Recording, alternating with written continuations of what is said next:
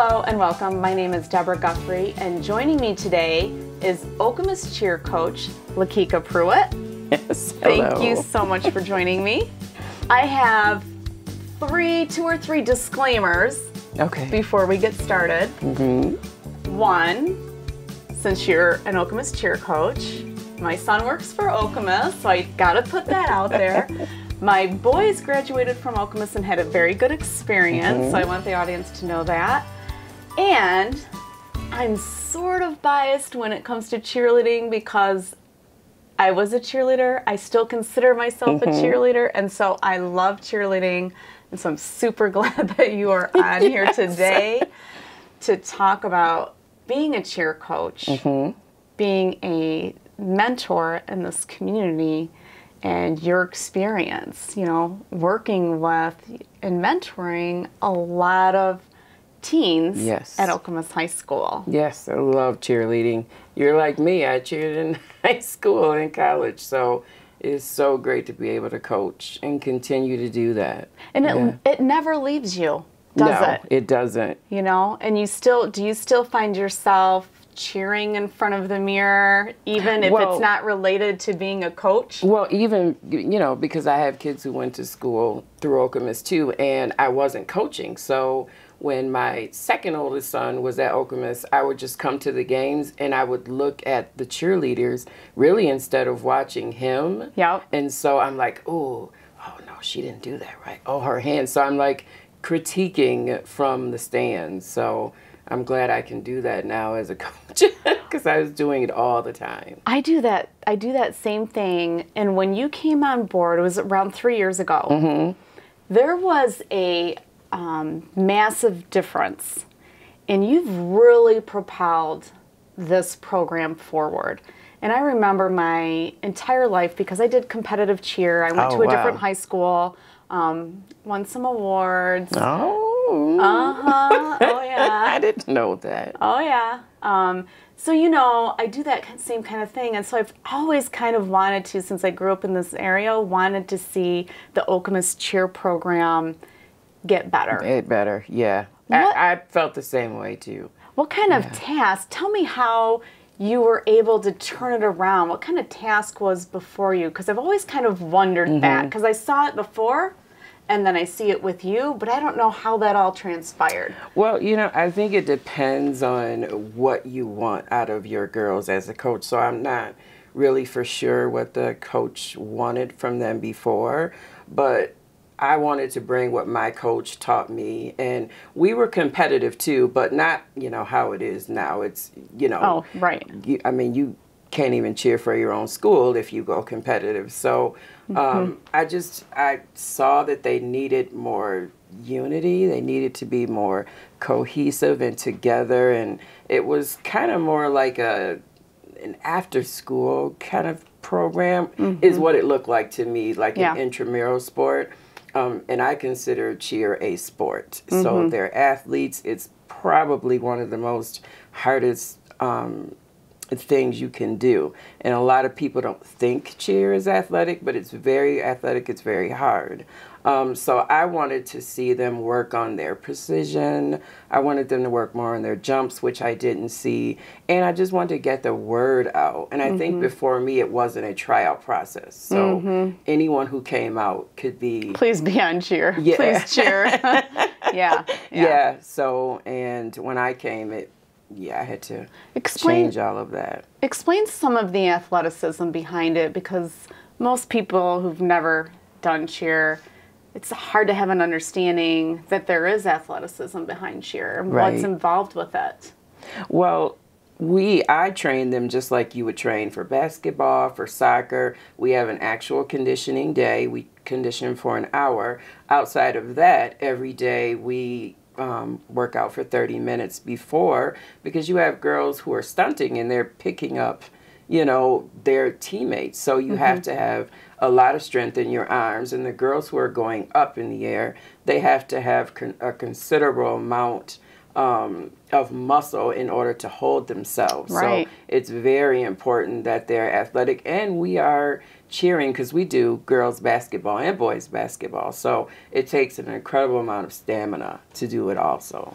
So they have to run as well. And I use it for punishment also too. Right. So if the girls are late, they have to be on time. And my saying is, if you get there early, you're early. But if you're late, you are late. So once practice starts at 4 o'clock, they have to be there at least 15 minutes before. They're not late, but they're considered late. Because if you come in at 4, you have to change, you have to get your shoes. So most of them are there at least 15 minutes early. So we start on time at 4 o'clock, and they are expected to run.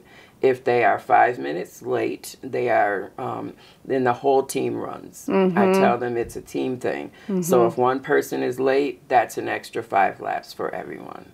So I really didn't have many problems with being late because they did not like to run, and push-ups they did not like either. So yeah, it truly is a team atmosphere, and it's one of the hardest parts about cheering, and maybe one of the biggest things that cheerleaders gain from, or girls or boys gain from the experience, is being able to constantly be on and cheering for other people, no matter what's happening in a game. What do you think are some of the most valuable lessons or life experiences that cheerleaders gain from being on a cheer squad? I think one of the best things is that they learn to work together. That's a life skill. I mean, everything that you do, you're going to have to learn how to work with other people. Also, I tell my captains that being a captain is not about telling people what to do. It's about inspiring people to follow and want to do what you do. And so it helps you to learn leadership skills as well. And I think it also helps you learn how it's going to be, on a job. You're not going to always agree with what I say, but your job is to do what you're here for and carry out my vision for the team.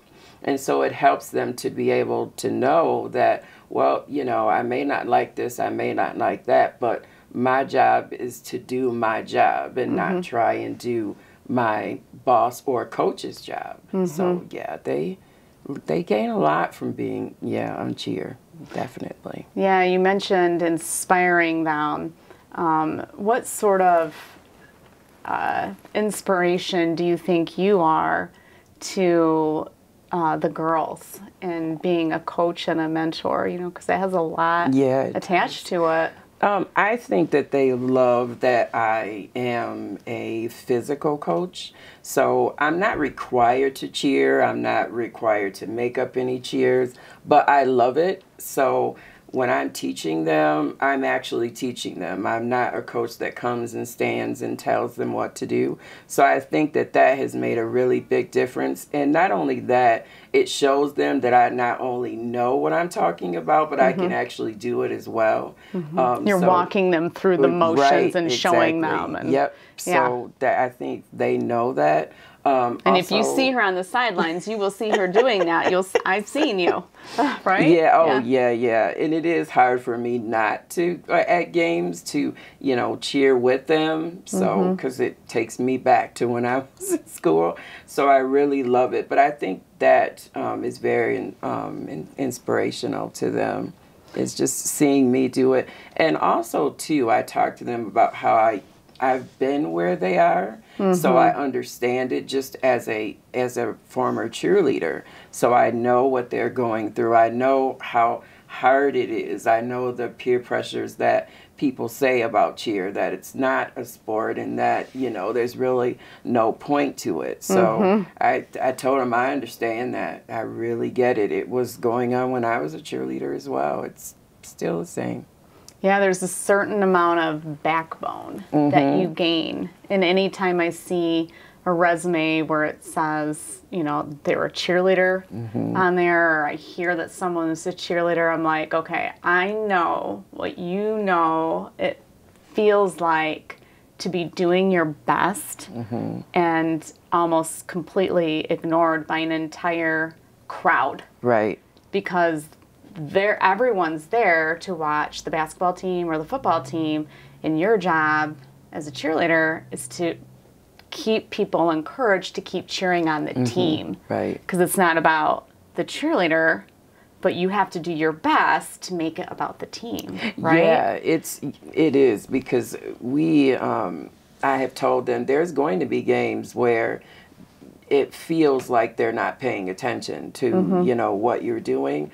But they do. They do. They look are. to the cheerleaders. They really do. And I have found that this year they know me because I'm standing, you know, right by the student section. So they always request, you know, can you guys do Chieftain Rumble? Can you guys do this fight? That's great. Cheer. And I told them that also shows that your school is behind you because they pay attention to what you do.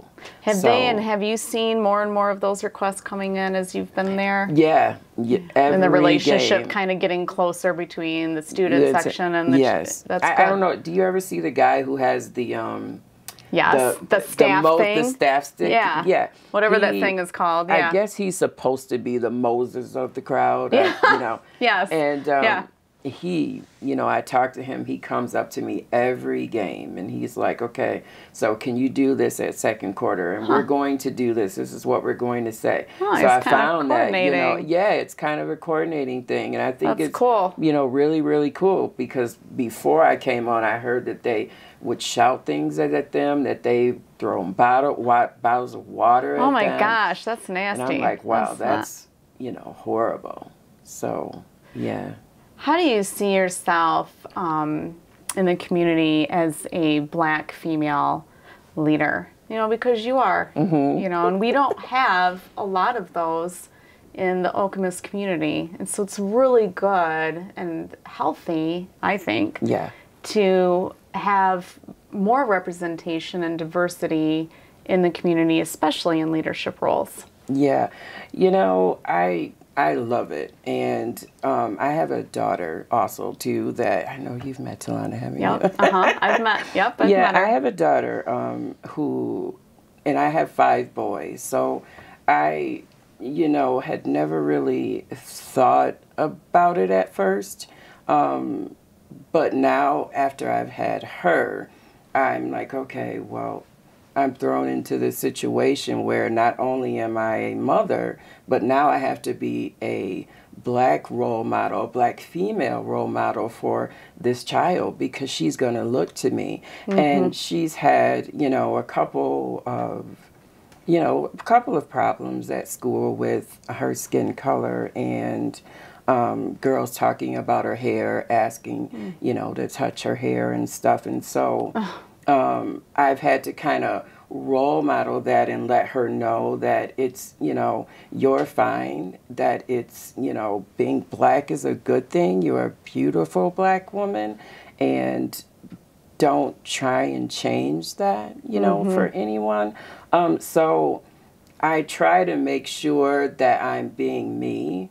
I don't like it if that's the first thing that you see, but it is for some people.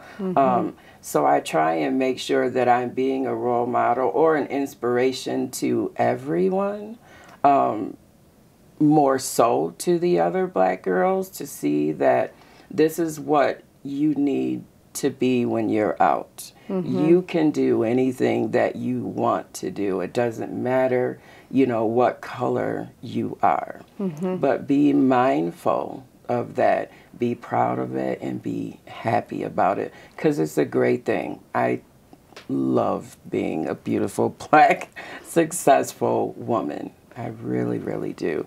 Especially in this district, we are the minority out here, but I love it out here. I'm glad that we're out here. I'm glad that my children are out here as well. So, yeah. Did you have a role model that you looked up to while you were growing up?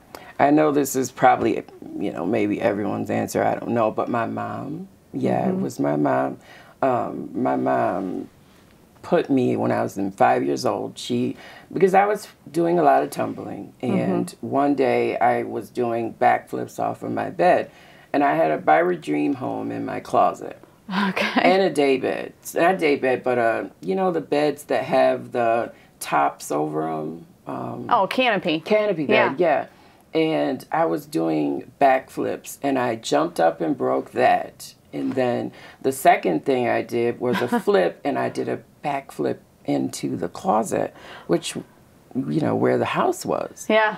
So my mom said, we need to put her in gymnastics. And so she started me at 5. And I didn't want to do it, wasn't interested in, you know, gymnastics at all. But I ended up being a competitive gymnast. And my mom was always supportive, and she was a single mom. It was me and my brother. And she was always very supportive. Anything that I wanted to do, she made sure that I was able to do it.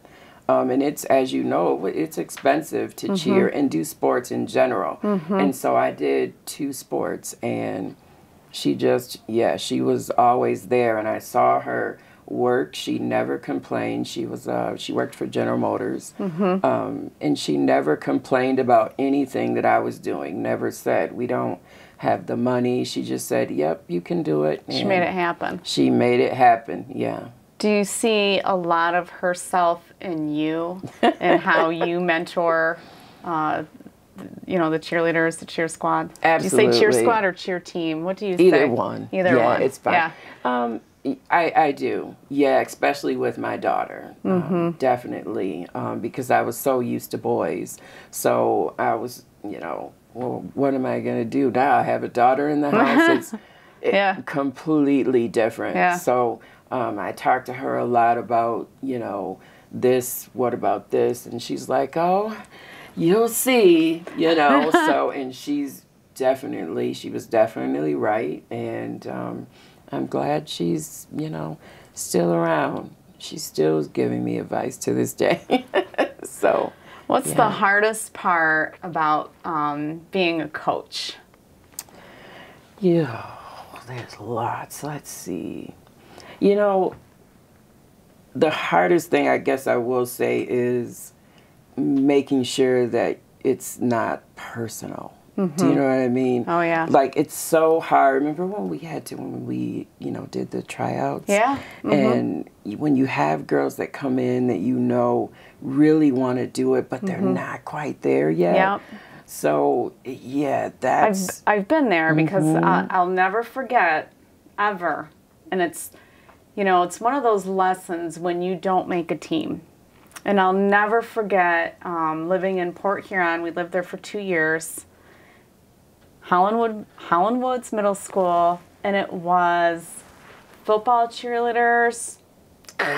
No one had respect for football cheerleaders. I was a football cheerleader, and I really wanted to be on the basketball cheer team, and I knew we were moving. And so in 7th grade, and I think there was only an 8th grade, it was like only 8th grade girls. And a few 7th graders were allowed to be on the team. And I knew it was my last year that we were moving back to Okemos. And I really wanted to be on this team so bad. I practiced like you can't imagine, right? Practice. Got out there, did my thing. I'm like, I know I'm on this squad, right? I know I'm on, and it's not Confidence, it's not just cheer. Every sport's like that. You got someone who's, you know, I know I'm on this. Name not called. And this was maybe 100 to 200 girls. Oh, wow. Watching your tryout. So you're by yourself in front of everyone on your own, cheering, doing all these things. You have to do your jump, your chant, and your cheer, right?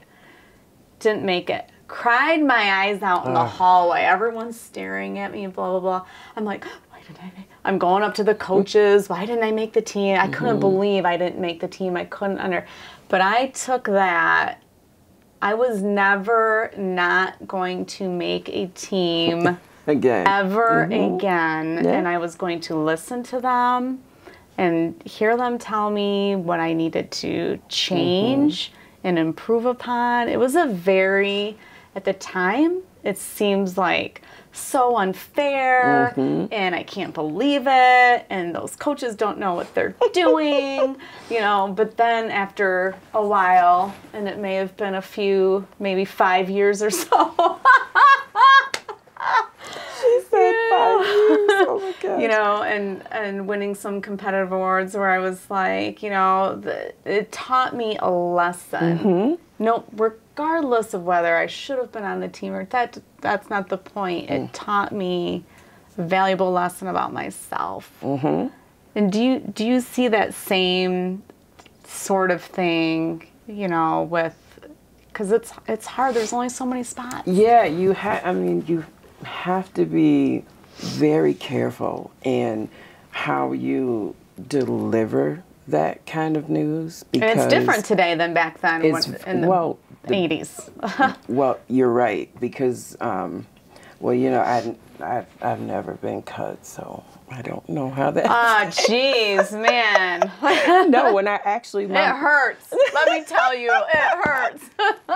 Yeah, nope, I've never been cut for. Actually, my freshman year, my mom didn't know where we were going to live at, so. And this is going into 9th grade. So I'm like, oh my gosh, come on. I need to, because I want to cheer. So my mom said to me, she said, you're good. You go and try out for all 3 high schools. And I'm like, no problem. So you're telling me I have confidence. No, okay. So I tried out for Sexton and made it. And then went to Everett and tried out and made it. And then went to Eastern also and made it. So my mom decided to move, and that's, you know, where I went, Eastern. However, by the time we moved and got everything ready, you know, the coach was like, well, she was like, we already have, you know, I already set at the JV team, but I want you to try out for basketball season. And yeah, but so you missed the football season. The football but, season, yeah. And I, you know, I came in as a varsity cheerleader. So. Oh, she's just really rubbing it in now. Yeah. See, that's why we're good together, because I have that whole side of, you know. Yeah. Yeah. So, but yeah, I try and, you know.